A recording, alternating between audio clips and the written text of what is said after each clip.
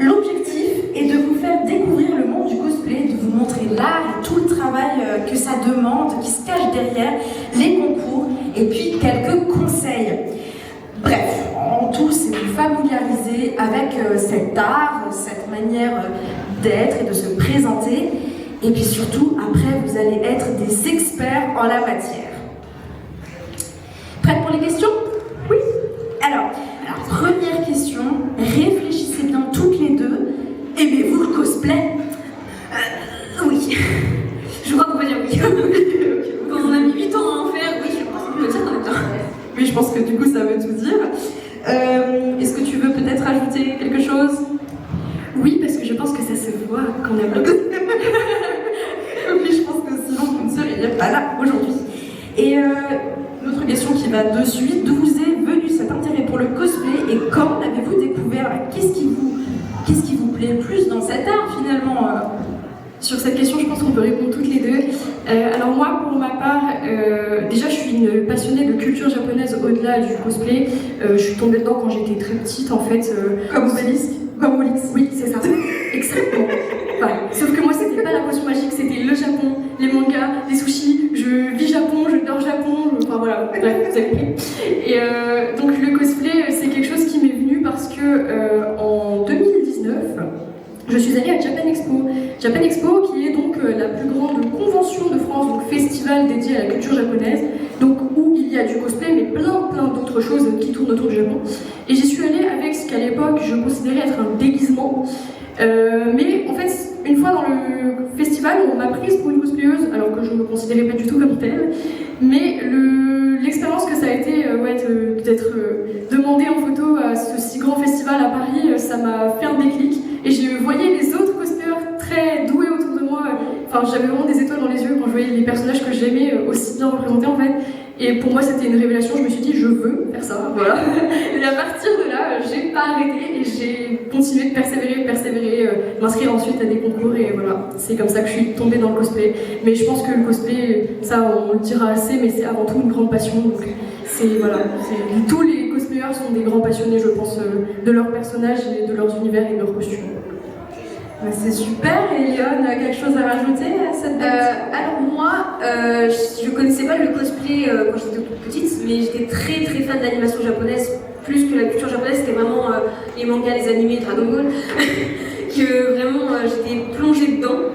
Et j'adorais me déguiser, mais vraiment me déguiser en n'importe quoi, j'adorais faire le spectacle devant mes parents. Et donc, au fur et à mesure, je faisais mes costumes sans vraiment savoir. Et un jour, je suis rentrée à Nîmes, donc convention à Nancy, et là, j'ai mes yeux qui se sont illuminés. Waouh! On peut faire du cosplay, mais dans la vie de tous les jours, quoi! Et j'étais trop fan, et petit à petit, j'ai rajouté des petits éléments de cosplay en y allant tous les ans. Et à un moment, pareil, on me prenait en photo, et j'étais en mode waouh! Et il y a les personnes qui viennent me prendre en photo qui ont des étoiles dans les yeux, et se disent, mais je le connais ce personnage, je suis trop fan! Et puis après, c'est toute la créativité autour du costume, créer, dégoter des idées pour faire toujours plus, toujours mieux, et c'est génial. Voilà. C'est super. Et du coup, il y a une question qui va de soi après, moi, que tu voulais rajouter quelque chose, Souko? Ok. Donc, comment vous vous inspirez pour choisir un personnage? Et surtout, est-ce que vous avez été influencé par des figures du cosplay particulièrement? Alors personnellement pas trop, enfin j'ai beaucoup de cosplayers que j'admire énormément parce qu'ils font un travail de fou, notamment au niveau du roleplay, donc la manière de jouer le personnage. Mais moi c'est surtout au feeling du perso, si j'aime un personnage énormément, je le cosplay déjà. C'est directement dans ma liste de cosplay à faire, mais il faut vraiment que j'aime le personnage au point où j'ai trop envie de l'imiter, de lui ressembler. Et aussi si le costume vaut la peine que je me creuse la tête. Si c'est un costume tout simple, j'aurais plus tendance à l'acheter, alors qu'il y a un cosplay qui est impressionnant à faire, qui va me demander de réfléchir, de chercher des solutions, qui va booster ma créativité, on va dire. Là, je vais le faire non, et c'est génial. Donc moi, j'ai pas grand chose à rajouter. Pareil, quand je fais un personnage, quand je choisis de cosplayer un personnage, c'est simplement au coup de cœur en fait. Quand j'ai un personnage que j'affectionne beaucoup, que je m'identifie dedans, que je trouve que c'est un challenge des fois de faire le roleplay du perso, je me dis ok, je le rajoute à ma liste de projets qui fait déjà 50 km et je le fais fais dès que je peux. Voilà. Donc là, on passe à l'aspect conception de vos costumes. Est-ce que vous réalisez vos cosplays à la main? Est-ce que vous retouchez des choses, même si vous avez déjà acheté le costume intégral?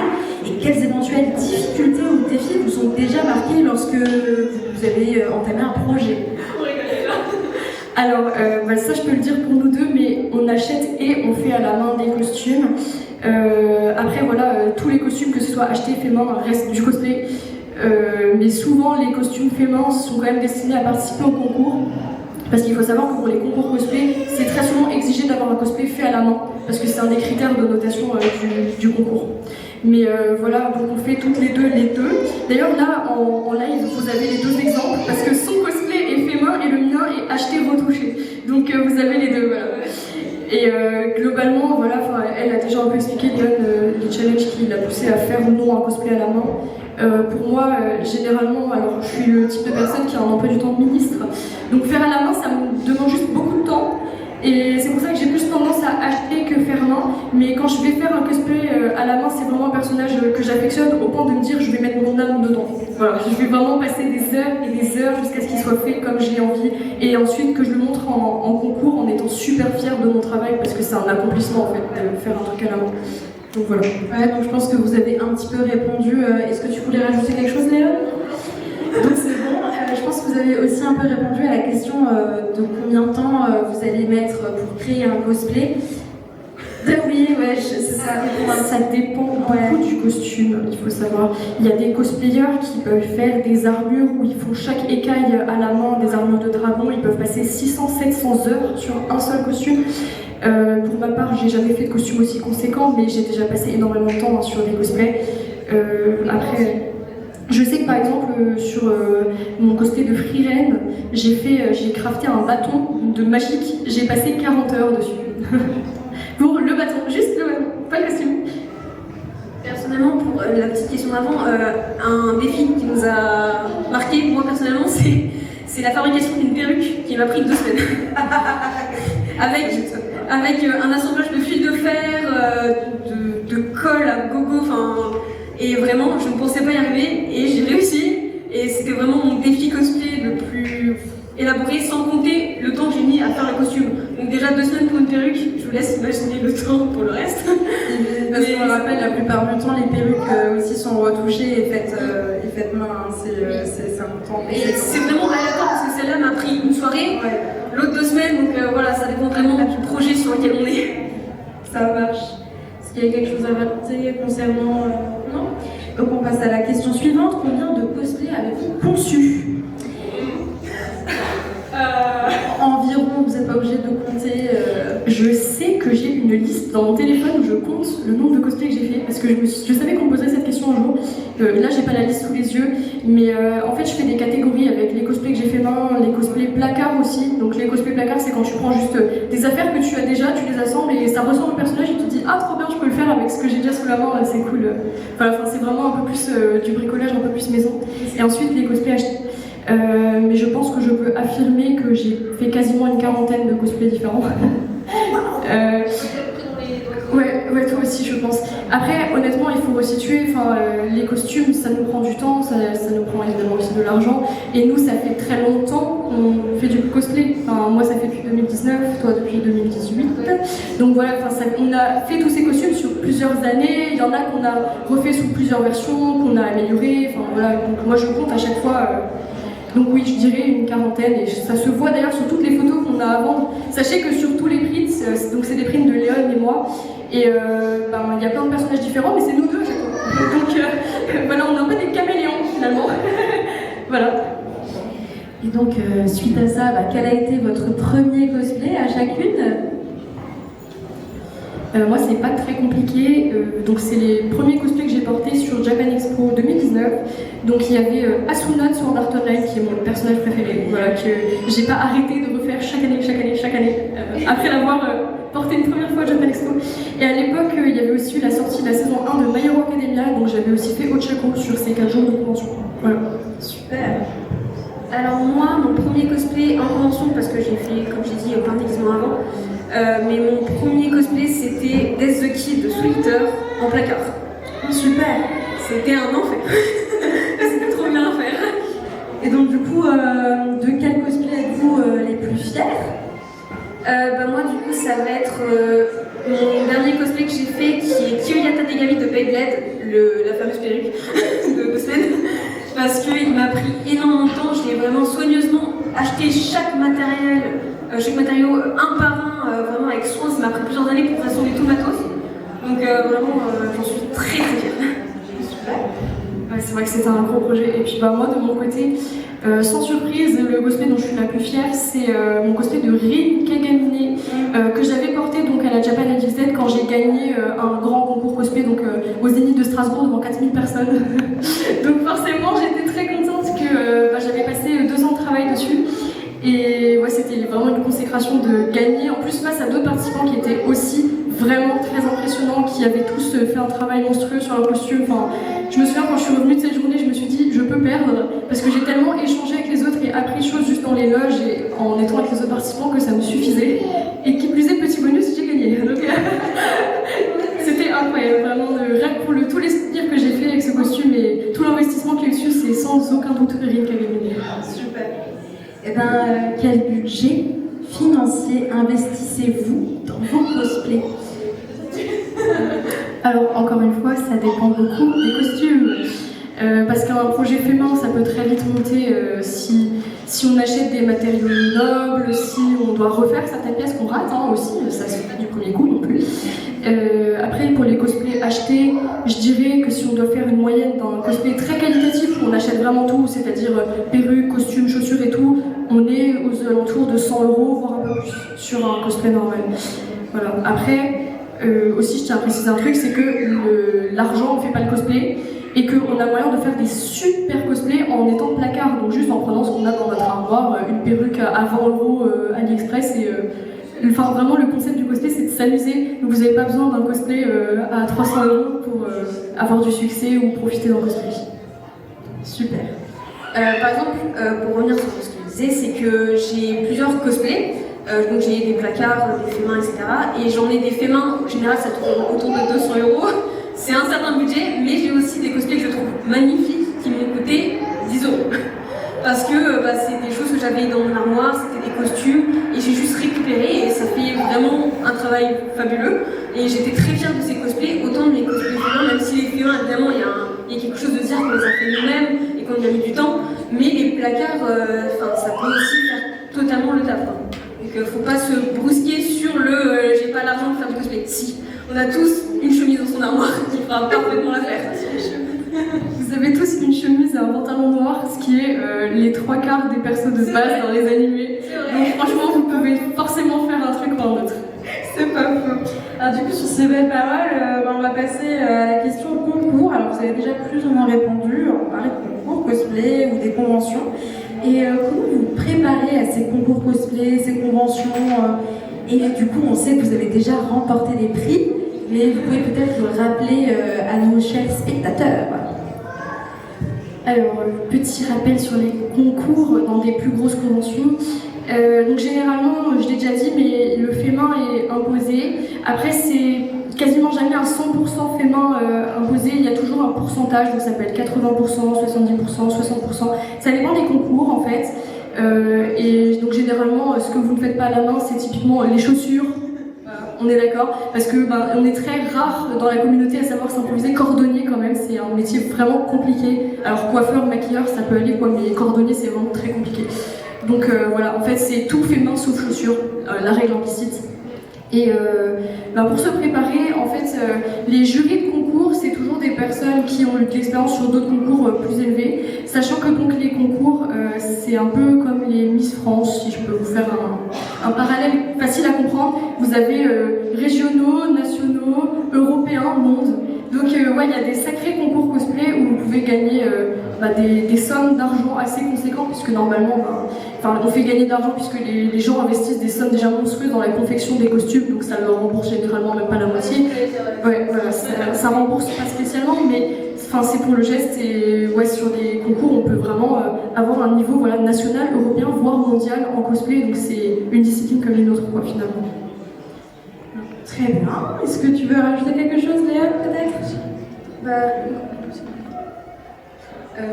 Oui, pour se préparer, ce que j'allais dire, revenir là-dessus, c'est que personnellement, en tout cas, il faut préparer un audio, parfois une vidéo, un audio, les WIP, donc ce qu'on appelle, c'est en fait ce que vous fabriquez. Vous devez prouver que c'est vous qui l'avez fait, donc vous prenez des photos au fur et à mesure de l'avancement de votre projet, et vous devez les mettre dans un dossier et les envoyer en candidature. Et après, on va choisir ou non sélectionner ou non votre candidature. Et ensuite, il faut préparer sa prestation. Donc s'entraîner beaucoup sur son audio pour le jour J, passer sur scène et faire sa prestation. Donc ça prend du temps, il faut se préparer, il faut savoir déjà, avant de s'inscrire, il faut savoir déjà ce qu'on va faire.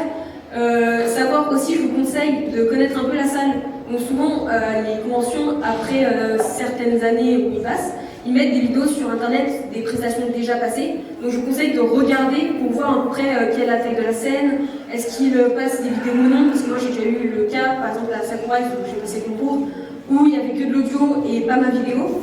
Donc vraiment c'est de la préparation sur ça. Et aussi faire une prestation qui ennuie pas les gens. Ça aussi ça peut être complexe. Parce qu'il y a des fois où il y a des scènes où vous parlez pratiquement pas, il y a des scènes où vous parlez beaucoup trop. Enfin bref, il faut vraiment se mettre à la place du public qui va vous écouter et faire en conséquence.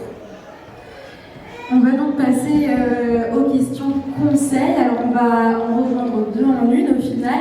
Quel conseil donneriez-vous à quelqu'un qui commence le cosplay, et surtout que diriez-vous à quelqu'un qui a peur de commencer le cosplay, qui a peur du jugement? Alors moi je n'ai pas eu ce problème, heureusement. Mais moi je dis allez-y, parce que déjà vous n'êtes pas seul. Les animés, les mangas, la culture japonaise, ça se démocratise de plus en plus. Il y a de plus en plus de personnes qui font du cosplay, on les voit sur les réseaux sociaux, etc. Donc vous ne serez pas seul en convention, il y a vraiment énormément de monde. Donc si vous voulez commencer, même sur les réseaux, vous ne serez pas seul, quoi. Et vous avez énormément de tutos aussi sur YouTube, sur Instagram, etc.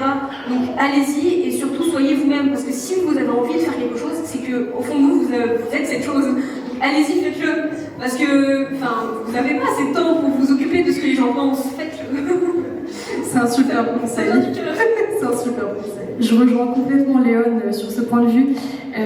Pour ma part, je pense que le cosplay, si vous avez ne serait-ce qu'envie d'essayer, ce serait dommage de ne pas le faire, parce que c'est vraiment une communauté très bienveillante. Il y a plein de personnes qui sont prêtes à vous aider, vous accueillir, partager avec vous des tutos, des astuces. C'est vraiment une grande communauté le cosplay, que quand vous mettez un pied dedans, vous n'allez pas être seul en fait. Vous allez finir par trouver votre sphère dans laquelle vous vous sentez bien. Et vraiment le cosplay, ça peut avoir plein d'effets super sur vous aussi en dehors après. Parce qu'en fait, quand on fait du cosplay, on joue un personnage, donc c'est pas vous qu'on regarde, vous pouvez faire tout ce que vous voulez. Et notamment pour les gens qui ont un peu de l'anxiété ou qui sont timides, ça peut être des super thérapies, le cosplay. On néglige souvent cet aspect-là, mais vraiment, je vous jure que moi, on dirait pas, il y a quelques années, j'aurais été incapable de donner une conférence, d'animer un événement comme ça, parce que j'étais limite maladive. Vous ne me croirez peut-être pas, mais je vous jure que je ne savais pas parler un mot.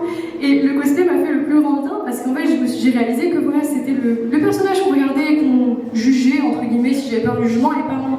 Donc, concrètement, il ne faut pas avoir peur du jugement. Si l'envie de tenter le cosplay vous traverse l'esprit, le seul mot qu'on a à vous donner avec Léon, c'est foncez. Allez-y, et vous verrez, je pense que vous ne regretterez pas, parce que si ça vous attire, généralement, c'est vraiment une communauté adorable. C'est des super conseils, vous trouvez pas? Avant de terminer cette petite interview, est-ce que vous avez un dernier message à faire passer à la communauté du cosplay? Est-ce que vous avez un dernier message? Moi, je voudrais juste remercier toutes les personnes qui sont en train de nous écouter. On espère qu'on vous a apporté des informations que vous ne connaissiez pas, que c'était intéressant. Et si jamais vous voulez parler avec nous, n'hésitez pas à soit nous contacter sur nos réseaux sociaux, soit venir nous parler. On va essayer de rester un peu au stand aussi, donc pour vous expliquer que ce soit sur nous en tant que notre travail de cosplayer ou l'association également. Donc voilà, c'était agréable de partager ce moment avec vous et on espère que ça vous a plu. Et de même, que ravi. Mais je suis vraiment très très fière d'être là aujourd'hui aussi, parce que j'ai rencontré une association incroyable, avec une présidente incroyable. Et je suis vraiment ravie parce que le cosplay, ça permet aussi de trouver sa place, qu'on n'a pas forcément ailleurs. Et ça permet d'être fier de soi, même si on fait pas main, on est fier de nous parce qu'on se montre, on essaie des choses et ça. Donc si vous voulez essayer de cosplay, faites du cosplay. Je vous en supplie. Merci. Donc sur ces belles paroles, on vous dit faites du cosplay si vous voulez vous lancer et puis faites ce dont vous avez envie. Oui. Merci à vous deux, c'était un agréable moment. Et puis vous nous avez expliqué votre travail, combien c'était difficile, mais aussi combien c'était gratifiant exactement. Tu m'ôtes les mots de la bouche. Et tout ça c'est magnifique. Alors on peut applaudir bien fort à ce moment. Je pense à nous. Largement. Voilà. Merci à vous. Merci à